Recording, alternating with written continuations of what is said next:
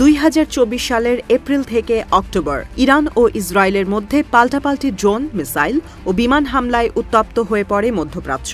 ছড়িয়ে পড়ে দুই পরাশক্তির মধ্যে পূর্ণদমে যুদ্ধ শুরুর শঙ্কা। এই সময়ের মধ্যে বিশ্ব গণমাধ্যমে ছড়িয়ে পড়ে ইরানের কয়েকটি ছোট ভূমিকম্পের তথ্য। অনেকেরই ধারণা ছিল বহুল আকাঙ্ক্ষিত পরমাণু বোমার পরীক্ষা চালিয়েছে খামেনি প্রশাসন। ভূগর্ভস্থ এই পরীক্ষায় সৃষ্ট শক্তিতে তৈরি হয় ভূকম্পন, যদিও এখন পর্যন্ত এমন দাবি স্বীকার করেনি ইরান। 6 মাস বাদে উপমহাদেশের দুই পরাশক্তি ভারত ও পাকিস্তানের মধ্যে তৈরি হয় একই পরিস্থিতি। এপ্রিলে কাশ্মীরের সন্ত্রাসী হামলায় 26 পর্যটক নিহতের জবাবে গেল 7 মে পাকিস্তানের বিরুদ্ধে অপারেশন সিন্দুর পরিচালনা করে ভারত, আর এর 3 দিন বাদেই বুনিয়ান উন মারসুস নামে পাল্টা অভিযান চালায় পাকিস্তান। তবে পেহেলগামে 22 এপ্রিল হামলা থেকে 10 মে পর্যন্ত পাকিস্তানের 3টি ভূমিকম্প রেকর্ড করা হয়েছে। এর মধ্যে যুদ্ধবিরতির পরে ও এর আগের দিন রেকর্ড করা হয়েছে পরপর 2টি ভূমিকম্প।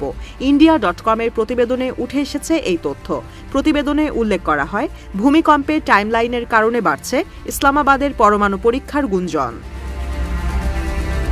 3টি ভূমিকম্পের উৎপত্তিস্থল ছিল পাকিস্তানের উত্তর ও পশ্চিমাঞ্চলে। সবশেষ 12 মে সোমবার রেকর্ড করা ভূমিকম্পের মাত্রা ছিল 4.6। এর আগে 10 মের সকালে 2 দফা ভূমিকম্পের মাত্রা ছিল 4.7 ও 4.0। ভূতাত্ত্বিক ও আবহাওয়া বিশেষজ্ঞরা বলছেন, হিমালয় অঞ্চলে সিসমিক পরীক্ষার কারণে টেকটনিক প্লেটে মুভমেন্ট হয়েছে, যার কারণে অনুভূত হয়েছে ভূকম্পন। এই অঞ্চলে প্রায়ই ভূমিকম্প হয়ে থাকে। যদিও গেল বছর ইরানের ঘটনার প্রেক্ষিতে সামাজিক যোগাযোগ মাধ্যমে ঘুরে বেড়াচ্ছে কনস্পিরেসি থিওরি বা ষড়যন্ত্র তত্ত্ব। পূর্বের ঘটনার কারণে পরমাণু বোমার পরীক্ষার গুঞ্জন উড়িয়েও দেয়া যায় না।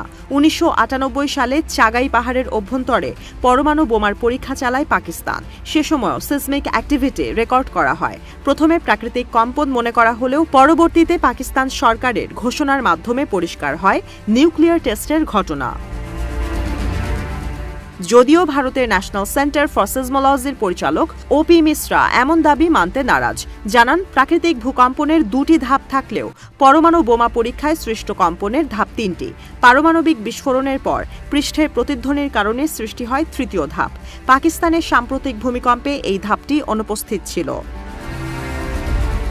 আমেরিকান সায়েন্টিস্ট ফেডারেশনের তথ্য বলছে, ভারতের মোট পরমাণু ওয়ারহেডের সংখ্যা 180টি, যা পাকিস্তানের চেয়ে 10টি বেশি।